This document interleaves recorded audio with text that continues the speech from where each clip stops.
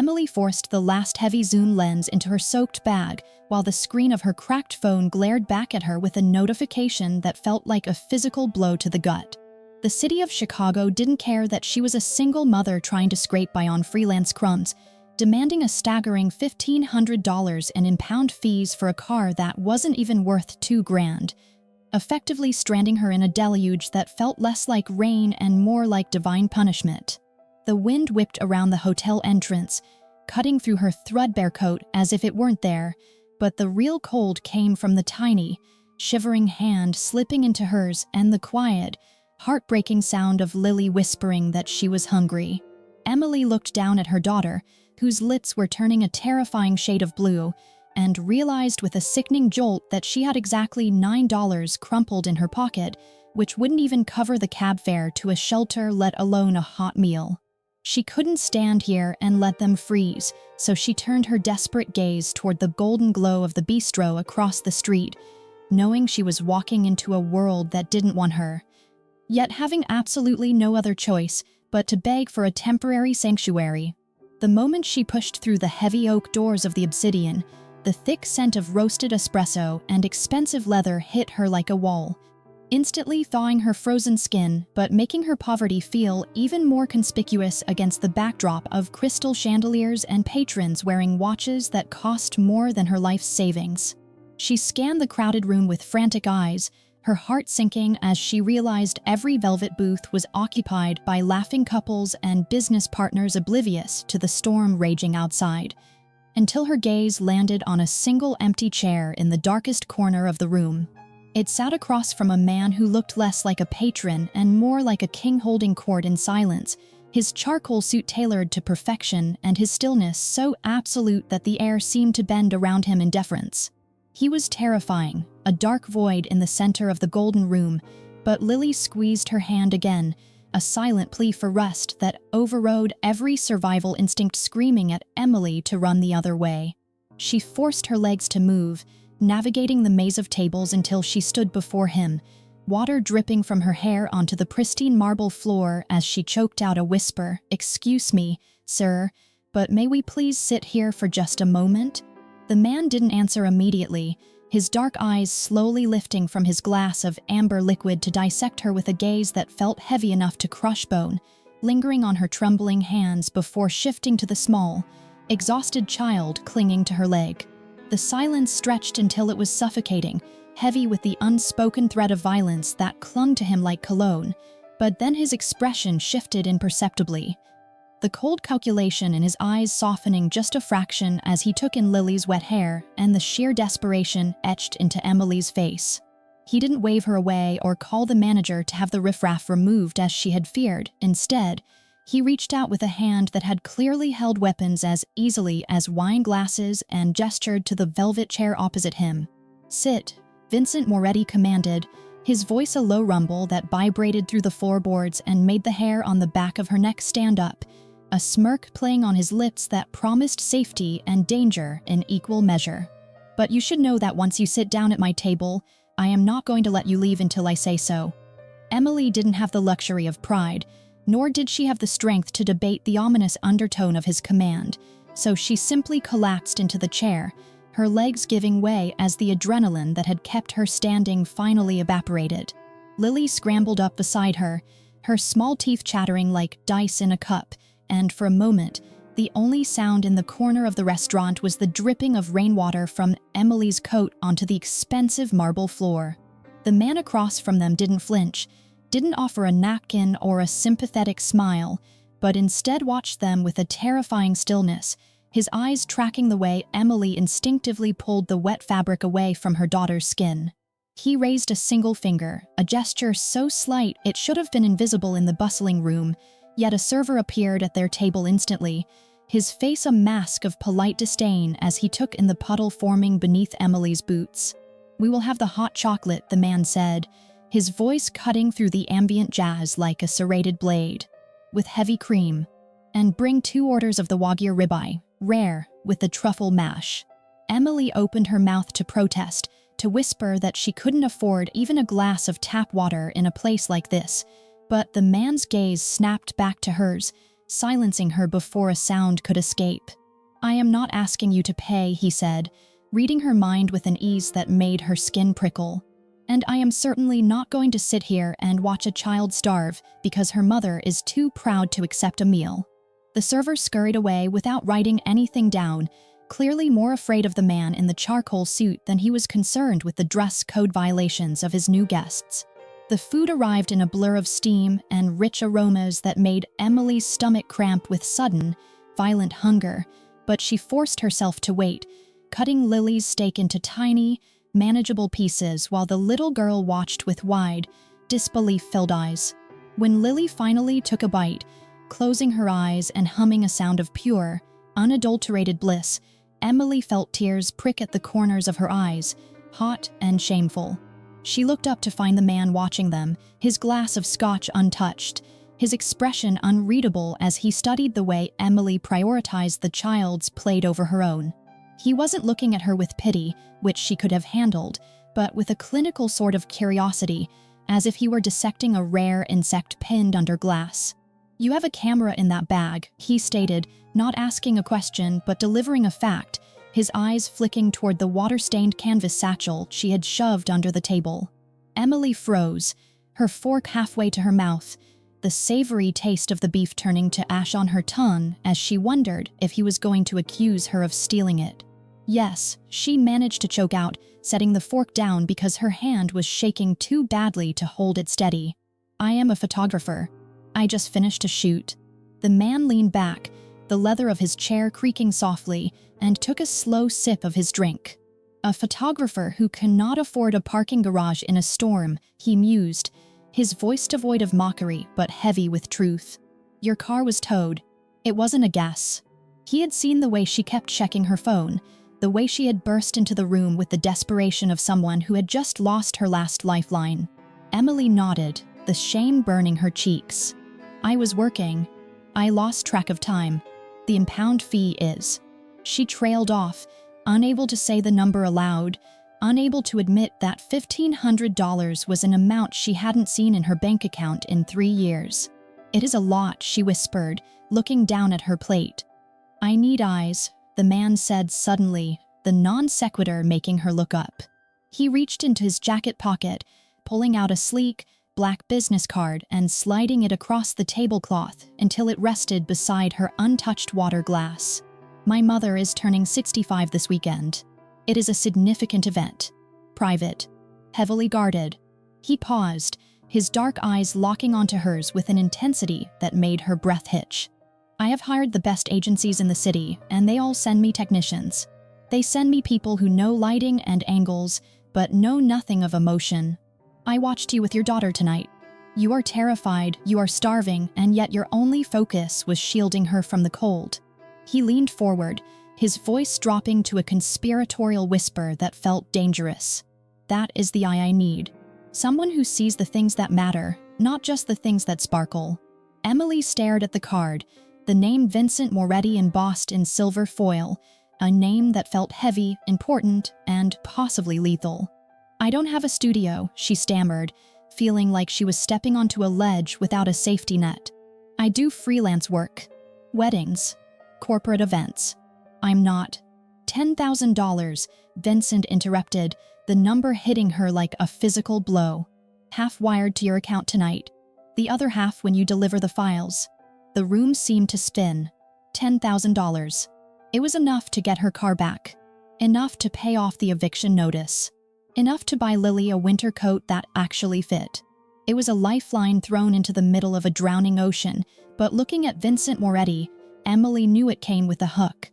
"What is the catch?" she asked, her voice trembling but her chin lifted, a spark of the defiance that had kept her alive this long flaring up. Vincent smirked, a genuine expression this time, though it didn't reach his cold eyes. "The catch is that the event is at my family estate in Lake Forest. You leave with me tonight. You stay until the work is done. No going home. No side trips." He gestured vaguely to the storm raging outside the window. "Whatever life you are running from out there, it stops the moment you get in my car." Emily looked at Lily, who had fallen asleep with a piece of bread still clutched in her hand, her face smeared with chocolate and looking more peaceful than she had in months. Then she looked at the phone on the table, the screen dark, but the threat of the impound lot still lurking behind the glass. She had $9. She had no car. She had nowhere to go. Vincent Moretti was offering her a golden cage, but it was warm and it was dry, and for the first time in her life, someone was offering to pay her what she was worth, even if the price was her freedom for a weekend. She reached out, her fingers brushing the cold surface of the business card, and slid it toward her. "Okay," she whispered, the words sealing her fate. "We will go." The heavy thud of the armored SUV door shut out the Chicago wind, replacing the howling gale with a silence so thick it felt pressurized, instantly sealing Emily into a world of leather and low blue ambient light. She clutched Lily tighter to her chest as the vehicle pulled away from the curb, watching the bistro's warm glow disappear into the rain-streaked darkness, yet the man sitting beside her didn't even glance out the window. Vincent Moretti sat with the relaxed lethargy of a predator in his own territory, tapping away on a phone that cost more than her car while the city lights blurred past them like streaks of wet paint. Emily tried to slow her breathing, telling herself she hadn't just made a deal with the devil, but the heat radiating from the vents was so enveloping and the seat so impossibly soft that her body betrayed her fear by relaxing into the luxury. Lily, exhausted by the cold and full of warm steak, had already succumbed to the rhythm of the road, her small head resting heavy against Emily's arm, blissfully unaware that her mother was silently calculating the distance to the door handle. The drive north took them away from the cluttered chaos of the city and into the deep, wooded silence of Lake Forest, where the streetlights grew sparse and the driveways stretched like winding rivers into the dark. Emily watched the landscape change through the tinted glass, noting how the trees became older and the fences higher, until the SUV slowed before a set of wrought iron gates that looked less like a residential entrance and more like the mouth of a fortress. The metal swung open silently, revealing a winding stone path lined with manicured hedges that seemed to stand at attention, leading up to a limestone mansion that loomed against the night sky like a sleeping giant. It was beautiful, undeniably so, yet as the car came to a halt beneath the portico, Emily couldn't shake the feeling that she wasn't entering a home, but a vault, one designed to keep things in as much as it was meant to keep the world out. Marcus, the driver who hadn't spoken a single word since opening the door for them, appeared at her side to help them out, his movements precise and professional as he guided them up the wide stone steps. Vincent was already at the heavy wooden doors, pushing them open to reveal a foyer that could have swallowed Emily's entire apartment building, dominated by a crystal chandelier that cast fractured prisms of light across the black and white marble floor. Standing at the base of the sweeping staircase was a woman who looked as if she had been carved from the same stone as the house, her silver hair pulled back into a severe chignon and her black silk dress flowing around her like spilled ink. Lucia Moretti didn't smile as they entered, her dark eyes sharpening on her son with a look of imperious questioning, but the moment her gaze drifted to the sleeping child in Emily's arms, the steel in her spine seemed to snap. "Vincent," Lucia breathed, her hand flying to her throat as she took an involuntary step forward, her voice trembling with a vulnerability that seemed at odds with her terrifying presence. "You brought a child into this house?" Vincent moved between them, not aggressively, but with a subtle shift of his weight that placed him as a barrier, his voice dropping to a low murmur that Emily strained to hear. "She is the photographer for tomorrow, Mother, and the girl is her daughter. They had nowhere else to go tonight."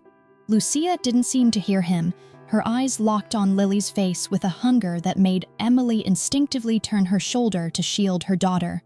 "She looks just like her," the older woman whispered, the pain in her voice so raw it felt like an open wound. "Look at the line of her jaw, Vincent. It is Sophia. It is my Sophia returned to me." The name hung in the vast space like a ghost, heavy and suffocating, before Vincent gently took his mother's arm, his touch tender yet firm enough to break her trance. "Sophia is gone, Mama," he said, the words flat and final, though his jaw tightened as if saying them cost him something physical. "This is Lily. And they're guests who need rest, not ghosts for you to chase." He signaled to a maid who had appeared silently from the shadows, instructing her to show Emily to the east wing, effectively ending the conversation before the grief could curdle into madness. Emily followed the maid up the stairs, her heart hammering against her ribs, feeling the weight of Lucia's gaze burning into her back until they rounded the corner and the heavy oak door of the guest suite clicked shut behind them. The room was larger than any place Emily had ever lived, with a four-poster bed draped in linens that felt like clouds and a bathroom stocked with bottles of oil that smelled of lavender and money. She laid Lily down gently, pulling the duvet over her daughter's shoulders, and then collapsed onto the edge of the mattress, pulling her phone from her pocket with trembling fingers. The screen lit up, and there it was, a notification from her bank app that seemed almost hallucinatory in the dim light. $5,000 had been deposited 4 minutes ago. A transfer from a shell corporation she didn't recognize, but the numbers were real, glaringly bright against the cracks in her screen. She didn't let herself celebrate, didn't let herself imagine what she could buy or how this would change things, because survival had taught her to patch the hole in the boat before looking at the horizon. With shaking hands, she logged into the city's impound portal and typed in her license plate number, entering the payment information with a speed born of desperation.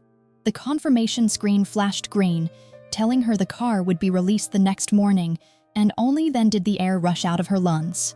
She had sold her freedom for a weekend to a man who lived in a fortress of grief and dangerous secrets, but as she looked at her daughter sleeping safely in a bed fit for a princess, Emily knew she would have sold her soul for much less. The following afternoon, the estate grounds had been transformed into a theater of deceptive elegance, where the scent of imported white roses struggled to mask the underlying metallic tang of danger that clung to the guests like expensive cologne. Emily moved through the crowd with her camera raised, using the heavy lens as a shield between herself and the sharks in silk suits who congregated on the manicured lawn. She had spent years photographing corporate events where the smiles were practiced and the handshakes were firm, yet this was entirely different because here, the men didn't just look powerful, they looked lethal. She adjusted her aperture to account for the dappled sunlight filtering through the ancient oaks, her shutter clicking in a rhythmic cadence that matched the anxious thrumming of her heart. While the guests drank vintage champagne and discussed business in hushed, coded tones, Emily made herself invisible, a ghost haunting the edges of their celebration, searching for the cracks in their polished armor where the truth might be hiding. Through the viewfinder, the world narrowed down to light and shadow, allowing Emily to see what the naked eye might miss in the chaos of the party. She tracked Lucia Moretti, who sat on a high-backed velvet chair like a queen in exile, receiving guests with a regal nod that never quite reached her sorrowful eyes. It was then that Lily, bored with the coloring book the nanny had provided, wandered toward the elderly woman, her small hand reaching out to touch the fabric of Lucia's dress.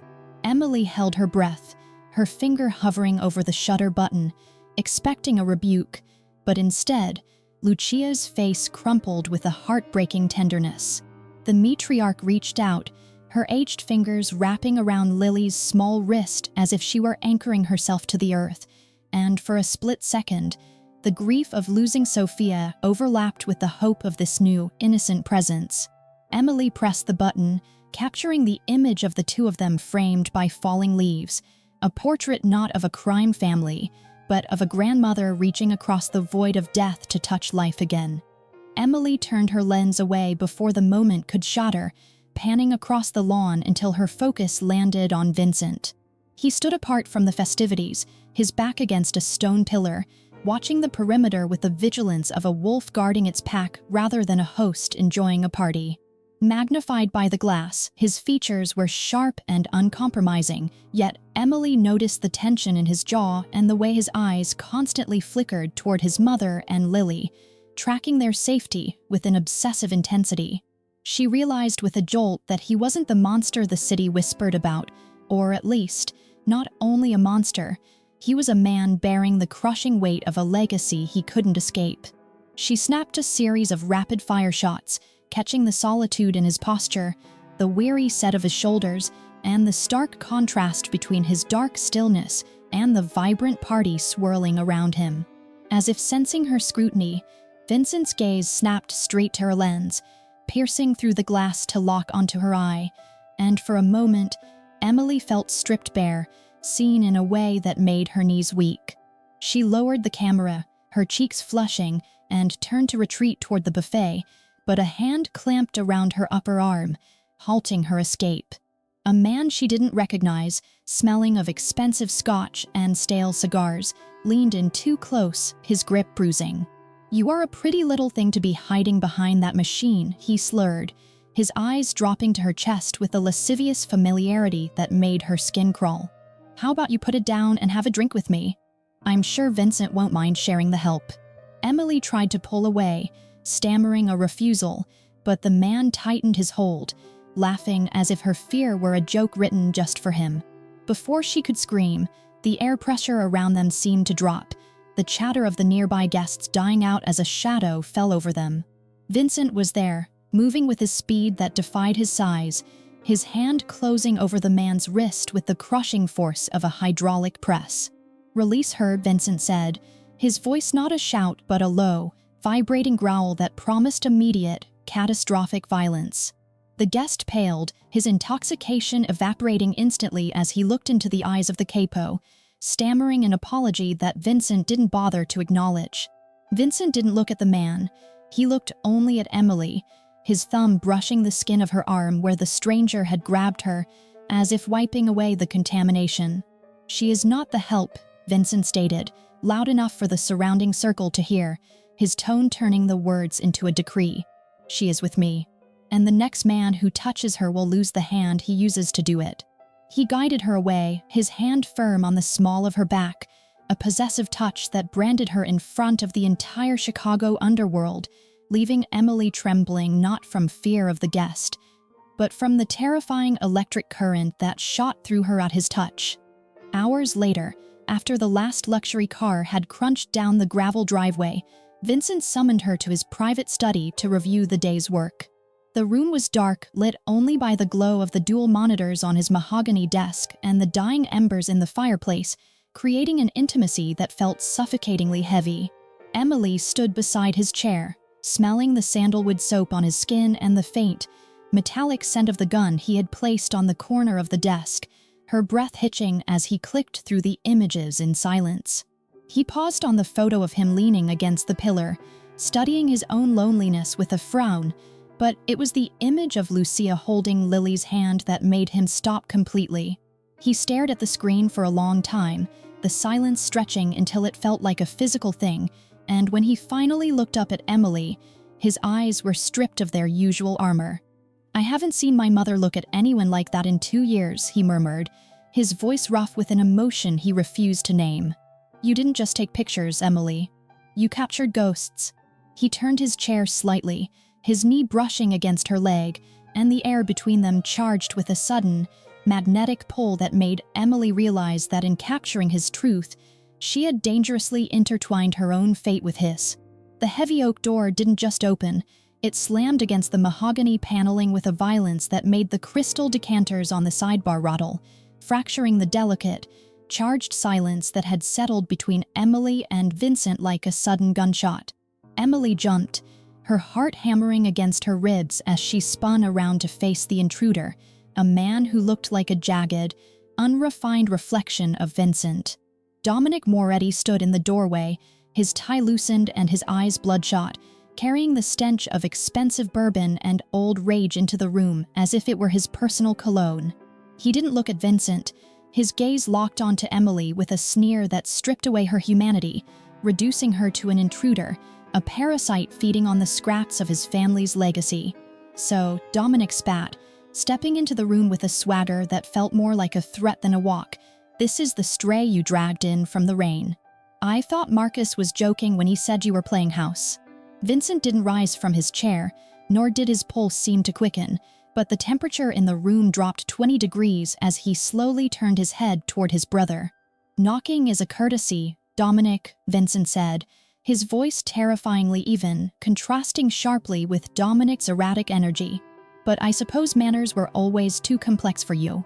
Dominic ignored the barb, his eyes drifting past Emily to the glowing monitors where the photo of Lucia holding Lily's hand was still displayed in high definition. The color drained from his face, replaced instantly by a flush of fury so intense the veins in his neck bulged against his collar. He lunged toward the desk, slamming his hands down on the polished wood, leaning in until his face was inches from the screen. "You think this is cute?" he shouted, spittle flying from his lips. "You think bringing a child here, letting mother fawn over her like a replacement, fixes anything? It is weakness, Vincent. It is the same softness that got Sophia put in a coffin." Emily backed away until her spine hit the bookshelves, the mention of the dead child hanging in the air like toxic smoke. But Dominic wasn't finished. He whirled on her, closing the distance between them in 2 long strides, trapping her against the leather-bound history of the Moretti family. "You think you can just walk in here with your camera and your sad eyes and rewrite history?" he hissed, looming over her, his breath hot and acrid on her face.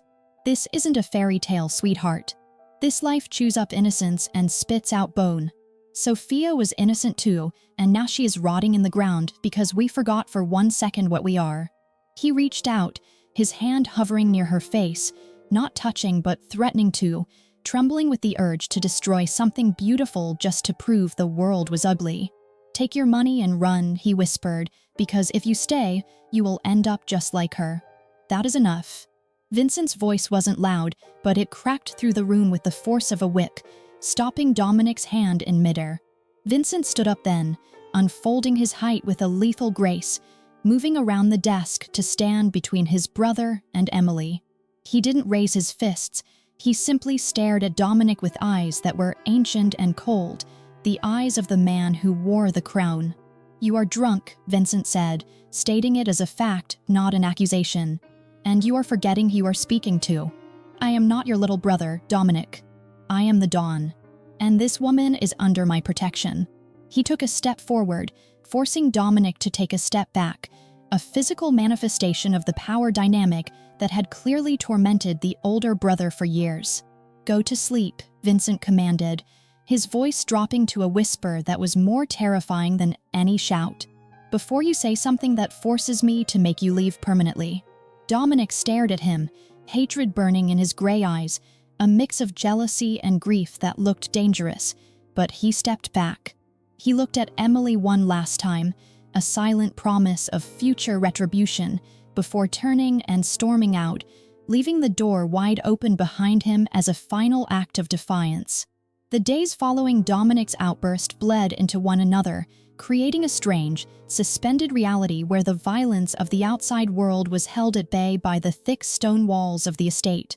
Emily spent her mornings in the makeshift studio, editing images that felt less like photographs and more like stolen secrets, while Vincent invented reasons to keep them within the perimeter.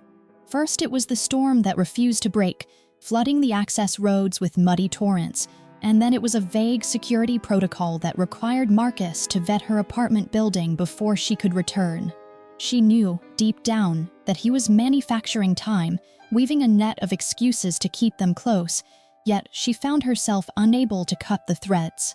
The estate, for all its lurking shadows, offered a warmth she hadn't known she was starving for, meals that appeared without her counting pennies, a bed that didn't creak with cold, and a safety that felt absolute whenever Vincent was in the room.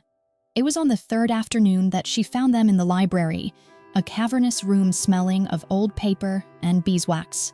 She had expected to find Lily coloring quietly in a corner, as was her way, guarding her voice like a miser guards gold, but instead, she stopped dead in the doorway, her hand freezing on the brass handle. Vincent sat on the Persian rug, his suit jacket discarded and his sleeves rolled up to reveal the intricate ink marking his forearms, building a complex tower of wooden blocks with a patience that contradicted everything she knew about him. Lily sat opposite him, her eyes bright and focused, and then, miraculously, she spoke, not the whisper she reserved for Emily, but a clear, melodic sentence. "The red one goes on top, Vincent," she directed, pointing with a tiny, authoritative finger. "Like a crown." He didn't flinch at the informality or the command. He simply obeyed, placing the block with surgical precision while a smile, genuine and unguarded, softened the hard lines of his face. Like a crown, he repeated, his voice devoid of the command tone he used with his men. Because every castle needs a king, and every king needs a fortress to protect what matters. That night, sleep evaded Emily, chased away by the image of the Mafia Don on his knees playing with blocks, so she wrapped herself in a silk robe provided by the house and stepped out onto the master balcony. Vincent was there, leaning against the stone balustrade, the glowing cherry of a cigarette burning like a warning beacon in the dark. He didn't turn as she approached, yet she knew he sensed her, his posture shifting almost imperceptibly to accommodate her presence. "I killed the man who drove the car," he said into the darkness, the confession abrupt and heavy, bridging the silence with the ghost of Sophia. "After the accident. I hunted him down and I ended him. But it didn't bring her back." He turned then, flicking the cigarette into the void, his eyes reflecting the distant security lights. "I thought I had buried that part of me, the part that could feel peace just by sitting in a quiet room. But when your daughter looks at me, Emily, I don't feel like a monster. I feel possible." Emily moved closer, drawn by a magnetic pull that terrified her logic, reaching out to cover his hand with hers. His skin was rough, calloused from weapons and war, yet his fingers interlaced with hers delicately, as if she were made of glass he was terrified to shatter. "You are not a monster to her," she whispered, the truth of it ringing in the cold air. "You are just Vincent."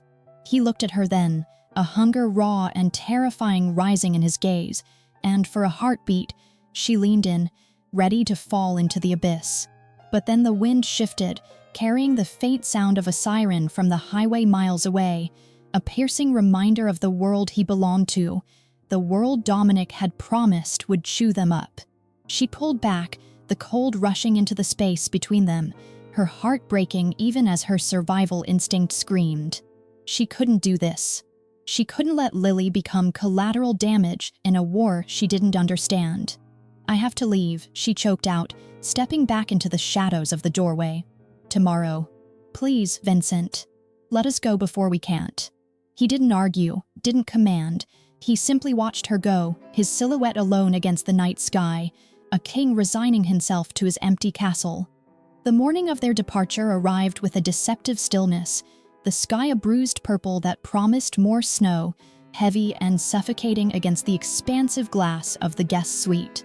Emily moved through the room like a woman in a trance, folding Lily's small clothes with mechanical precision while her heart waged a violent war against the logic that had forced her decision.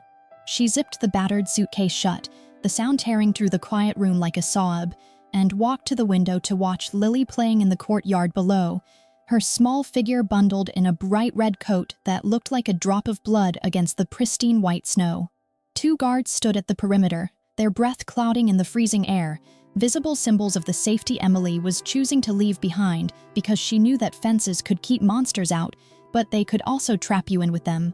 She pressed her hand against the cold glass, whispering a silent goodbye to the life she almost let herself want, unaware that miles away in a dim, smoke-choked backroom, Dominic Moretti was handing over a flash drive containing the estate's perimeter algorithms to a man with dead eyes and a Russian accent, trading his own blood for the illusion of control. The breach didn't begin with an explosion or a siren, but with the terrifying, silent slide of the main electronic gates responding to a command that shouldn't have existed. Emily frowned, her breath hitching as she watched a nondescript black delivery van roll smoothly onto the cobblestone drive, bypassing the checkpoint where the guards stood confused, tapping their earpieces in a sudden frenzy of static. Realization hit her a split second before the chaos did, a cold bolt of lightning that sent her sprinting for the door, her voice tearing from her throat in a scream that no one could hear through the double-pane glass. "Lily." She flew down the grand staircase, her boots slipping on the polished marble, ignoring the startled cry of the maid as she burst through the rear doors into the biting wind, her eyes locked on the garden where the van had screeched to a halt, its side doors sliding open to reveal men dressed in tactical black who moved with the efficiency of a nightmare. It happened in a blur of motion that Emily's mind couldn't fully process, time stretching and warping as she ran across the frozen lawn, her lungs burning with the intake of icy air. She saw the guards raise their weapons, only to drop as suppressed gunfire chuffed softly through the wind, blooming red flowers on the snow, and she saw the nanny scream, shoved aside by a masked figure who scooped Lily up as easily as a doll. "Mommy!" The cry pierced the air, sharp and terrified, shattering the last of Emily's composure as she threw herself forward, her fingers brushing the cold metal of the van's fender just as the engine roared to life. She scrambled for the handle, her nails tearing against the paint, but a boot struck her shoulder, sending her sprawling backward into the hard-packed snow, gasping for air as the vehicle spun around, gravel spraying her face like shrapnel. She watched, helpless and broken, as the taillights faded into the gray horizon, leaving behind nothing but the smell of exhaust and the red mitten Lily had dropped in the struggle. Vincent reached her seconds later, running from the main house with a gun already in his hand, his face a mask of devastating fury that crumbled into anguish when he saw the empty driveway. He didn't ask what happened. The open gates and the dead guards told the story of a betrayal so deep it had severed the estate's jugular. He dropped to his knees beside Emily, pulling her shivering body into his chest, not to comfort her, but to hold her together as she screamed her daughter's name into his coat. "I've got you," he whispered, his voice shaking with a rage that terrified her more than the violence had. "I've got you." But his eyes were fixed on the horizon, dark and hollow, realizing that the fortress he had bragged about, the safety he had promised, had been dismantled from the inside out. The silence of the house afterward was a physical weight, broken only by the vibration of Vincent's phone against the mahogany table in the war room. He picked it up slowly, his hand steady with a lethal calm, and pressed play on the video file that had arrived from an encrypted number. Emily stood beside him, clutching the red mitten, her eyes glued to the small screen where Lily sat bound to a metal chair in a room with concrete walls, her face streaked with tears but alive. A figure stepped into the frame, not showing his face, but his voice was unmistakable, thick with a heavy Russian accent that dripped with sadistic pleasure. "You have grown careless, Vincent," Alexei Baranov purred, the digital distortion making him sound like a demon. "You let a stray dog into your house, and now you must pay to get her back." The camera panned to a piece of paper held in a gloved hand. $5 million. Cash. And the deed to the South Side shipping lanes. "You have 24 hours, or we send the girl back in pieces." The screen went black, leaving the reflection of Vincent's face staring back at them, a face that no longer belonged to a man, but to a weapon that had just been armed. The video ended, leaving the reflection of a dead man staring back at them from the black screen, though it took Emily a moment to realize the face belonged to Vincent. The air in the room seemed to vanish, sucked out by the gravity of the threat, and her knees buckled not from weakness, but from a sudden, crushing inability to hold the weight of her own terror. She didn't hit the floor because Vincent was there, his movements blurring with a speed that defied the shock hanging in the room, catching her against his chest before she could collapse. He didn't offer hushed words of comfort or hollow promises that everything would be fine, because he knew better than anyone that Alexei Baranov didn't make threats he couldn't execute. Instead, Vincent held her with a grip that was almost painful, his body vibrating with a tension so tight it felt like a coiled spring. His eyes staring past her at the wall as if he could see through the stone and straight into the throat of the man who had dared to touch what was his. Marcus entered the room a second later, his face gray and drawn, carrying a tablet that displayed the estate's security logs like an autopsy report of their failure. "The gates didn't force override," Marcus said, his voice low and devoid of hope. "They accepted a valid entry code at 10:04 a.m. The biometric bypass was authorized by a user with Level 1 clearance." The words hung in the air, heavy and poisonous, confirming the sickness Vincent had felt in his gut the moment he saw the open driveway. There were only 3 people with Level 1 clearance: himself, Marcus, and Dominic. Vincent released Emily, guiding her into a chair with a gentleness that terrified her because it felt like a goodbye, and turned to the armory cabinet concealed behind the bookshelf. He didn't just sell the codes, Vincent said, his voice dropping to a register that scraped against the silence like gravel. He sold his soul to a Russian butcher because he thought it would buy him his crown back. He punched a code into the keypad, the steel door hissing open to reveal a wall of matte black steel and cold iron, assault rifles, handguns, and serrated blades gleaming under the halogen lights. Emily watched through a haze of tears as Vincent stripped off his suit jacket, discarding the silk and wool like a shedding skin to reveal the soldier beneath. He pulled a Kevlar vest over his white shirt, securing the Velcro straps with sharp, violent tears that sounded like bones snapping, while Marcus began loading magazines with a rhythmic, metallic clicking that echoed the ticking clock in her mind. This wasn't the man who had built towers of blocks with Lily in the library, nor was it the man who had held her hand on the balcony. This was the monster the city feared, a creature of violence and precision who was preparing to burn the world down to find a single spark. Vincent checked the chamber of a heavy pistol, the slide racking back with a deadly snap, and shoved it into the holster at his hip before turning back to her. He looked terrifying, encased in armor and armed for war, yet when he crouched in front of her chair, his eyes were clear and burning with a fierce, terrifying resolve. "I need you to stay in the safe room," he commanded, placing his hands on her knees, grounding her when she felt like she was spinning into the void. "Marcus has men posted at every door. No one gets in. No one." Emily grabbed his wrists, her fingers digging into the straps of his tactical vest, desperate to anchor him, desperate to scream that he couldn't leave her here while her daughter was somewhere in the dark. "Promise me," she choked out, the words tearing her throat. "Promise me you will bring her back." Vincent didn't flinch, didn't look away, and didn't lie. "I am not going to negotiate, Emily," he said, his voice ringing with the finality of a death sentence. "I am going to slaughter every single one of them. And I will not stop, I will not sleep, and I will not die until Lily is in my arms." He stood up, the movement abrupt and final, and walked out the door without looking back, leaving her alone in the silence as the sound of engines roaring to life outside signaled the beginning of the war. The abandoned shipyard on the south side loomed against the blackened sky like the skeletal remains of a prehistoric beast, its rusted cranes cutting jagged silhouettes into the snow-choked horizon while the wind howled through the skeletal frames of shipping containers. Vincent moved through the perimeter shadows with the silence of a ghost, his tactical boots making no sound on the frozen asphalt, his breath held tight in his chest as he signaled Marcus to flank the rusted loading dock. He wasn't thinking about the business implications of a war with the Russians or the fallout with the Commission. His mind had narrowed to a singular, bloody point of focus: the small girl shivering in the dark and the promise he had made to the woman who was waiting for him in a steel vault.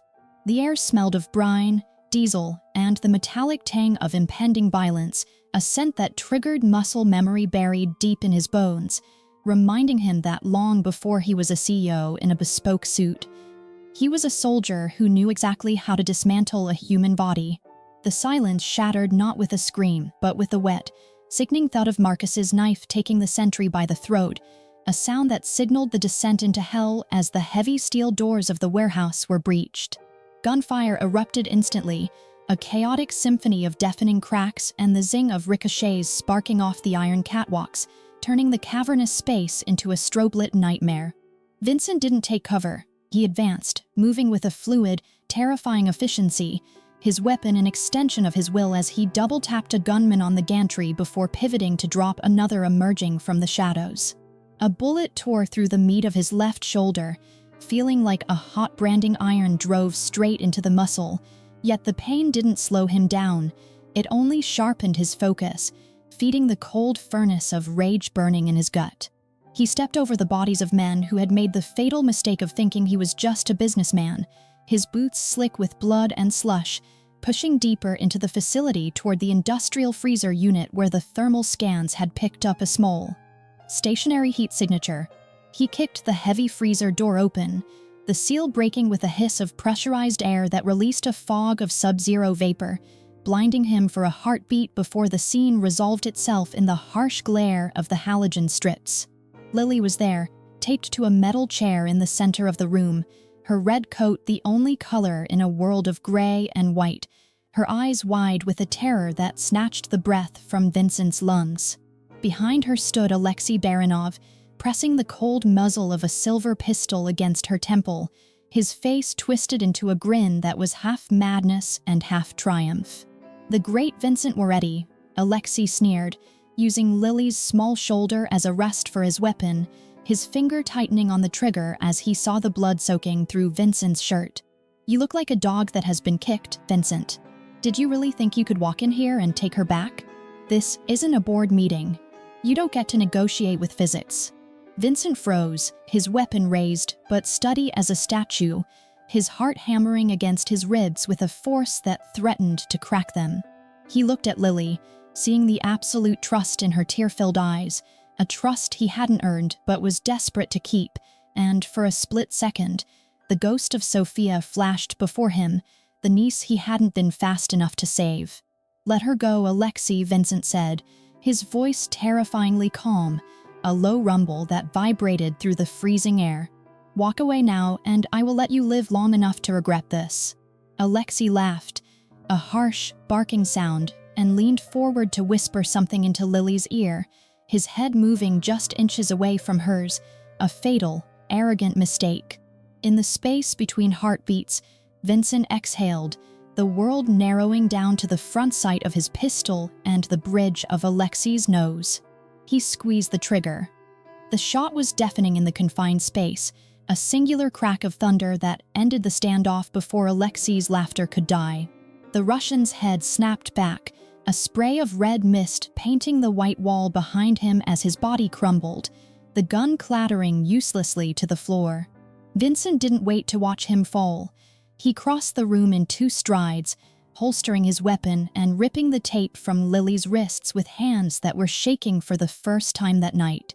She collapsed into him, sobbing, her small arms wrapping around his neck with a desperate strength, burying her face in the bloody fabric of his tactical vest. "Don't look," he whispered hoarsely, shielding her eyes with his hand, pressing her head tight against his chest so she wouldn't see the carnage he had wrought to get to her. He lifted her up, ignoring the screaming agony in his shoulder, and turned his back on the dead man, walking out of the freezer and into the night, carrying the only thing in the world that made him feel worthy of redemption. The dawn broke over the Lake Forest estate in a wash of pale, bruising gray, illuminating the shattered remnants of the night as the armored SUV crunched heavily up the driveway. Emily didn't wait for the vehicle to stop completely before she was sprinting across the frost-slicked cobblestones, her heart hammering a frantic rhythm against her ribs that only slowed when the rear door swung open to reveal Vincent. He looked like a man carved from ruin, his white shirt stained crimson at the shoulder and his face smeared with grime, yet his arms were locked securely around the small, sleeping form of Lily. Emily collided with them, a sob tearing from her throat as she buried her face in Lily's neck, inhaling the scent of cold air and industrial rust, realizing that while her daughter smelled of fear, she was alive, whole, and breathing. Vincent didn't let go immediately, his good arm wrapping around Emily's waist to pull her into the protective circle of his body, pressing his forehead against hers in a silent, trembling communion that said more than any apology ever could. Once Lily was settled in the infirmary wing with the private doctor, shielded by the heavy oak doors and a sedative to keep the nightmares at bay, the atmosphere in the house shifted from relief to a cold, razor-edged judgment. Vincent didn't change his clothes or clean the blood from his skin, marching straight to the main library where Dominic sat by the unlit fireplace, nursing a glass of scotch with a hand that shook ever so slightly. Dominic looked up as the doors opened, his eyes widening when he saw his brother standing there, not a ghost, but a revenant returning from the grave to collect a debt. "You survived," Dominic whispered, the words tasting like ash in his mouth, his gaze flickering to the tablet Marcus held, which displayed the undeniable digital trail of the security breach. Vincent walked to the antique liquor cabinet, pouring himself a drink with his left hand while his right arm hung stiffly at his side, the silence stretching until it felt like a noose tightening around Dominic's neck. You didn't just sell the codes, Dominic, Vincent said softly, turning to face him. You sold my blood. You sold the safety of this house. And for what? To be king of a kingdom you were too weak to build? Dominic stood up, knocking his chair over, his arrogance crumbling into desperate, jagged shards. I did it for the family. You are making us soft, Vincent. Playing father to a stray while the Russians laughed at us. Vincent didn't raise his voice, didn't draw his weapon, but the look in his eyes was so terrifyingly empty that Dominic took a step back. Softness is what saved her, Vincent corrected, his voice like grinding stones. And weakness is selling a child to a butcher because you're afraid of losing your seat at the table. He signaled to Marcus, who stepped forward with a single duffel bag. You aren't going to die tonight, Dominic. Death is too quick, and frankly, you aren't worth the bullet. Vincent stepped closer, invading his brother's space until Dominic could smell the dried blood and cordite clinging to him. You are exiled. The accounts are frozen. The contacts are burned. If you show your face in Chicago again, if you speak the name Moretti, you will be erased. You are nothing now. Just a ghost haunting a life you no longer own. Dominic stared at him, stripped of his pride and his power, before grabbing the bag and fleeing into the cold morning, leaving behind a silence that felt not like loss, but like a wound finally being stitched closed. Hours later, Emily stood in the guest suite, shoving her clothes into her suitcase with frantic, jerky movements, her mind still replaying the violence she had seen in Vincent's eyes. She had to leave. She had to take Lily and run as far as the money he had given her would take them, because while he had saved them, his world was a fire that would eventually consume everything she loved. She zipped the bag shut, turning to find Vincent standing in the doorway, washed and dressed in fresh clothes, though his arm was in a sling and his face was pale with exhaustion. You are leaving, he stated, the words heavy with a resignation that broke her heart. Emily nodded, clutching the handle of her suitcase until her knuckles turned white. I can't stay, Vincent. I saw what happened. I saw what you had to do. I can't raise Lily in a war zone. Vincent moved into the room, crossing the distance between them until he could reach out and touch her cheek with his good hand, his thumb brushing away a tear she hadn't realized was falling. The war is over, Emily, he whispered, his dark eyes searching hers with a vulnerability he had never shown another living soul. I exiled my brother to make this house safe. I killed the monster to keep the darkness out. But if you leave, the darkness wins anyway. He rested his forehead against hers, his voice cracking. I lived in silence for 2 years after Sophia died. I thought that was penance. But when I see you with Lily, when I see the way you look at me, I realize I was just waiting to be woken up. Don't make me go back to sleep. Emily looked at him, seeing the scars and the blood, but also seeing the man who had walked into a freezer to save a child that wasn't his, the man who had chosen exile over fratricide to build a better future. She let go of the suitcase, her hand rising to cover his, and in that quiet surrender, she realized that safety wasn't about running from the storm. It was about finding the one person who would stand in the rain and hold the umbrella. Months later, the snow had melted to reveal the first green shoots of spring in the garden, and the photo on the mantle of the Lake Forest estate had changed. It wasn't a formal portrait of a crime family, but a candid shot taken in the library. Vincent sitting on the floor building a tower of blocks, Lily laughing as she placed the final piece, and Emily's reflection visible in the mirror behind them, capturing the moment with love. It was a reminder that, even in a world built on power and shadows, the strongest weapon is the courage to let someone in. This story reminds us that family isn't always defined by blood, but by the people who are willing to bleed for you. Vincent and Emily proved that redemption doesn't come from erasing the past, but from building a future where love is the only law that matters. It teaches us that true strength isn't about how hard you can hit, but how fiercely you can protect the innocence of those you love. If this story touched your heart, please subscribe to Sunni Romance for more tales of passion, danger, and the enduring power of the human spirit. We want to know, have you ever had to forgive someone to move forward, or is there a line that once crossed can never be uncrossed? Let us know in the comments below. Until next time, keep your lens focused on what truly matters.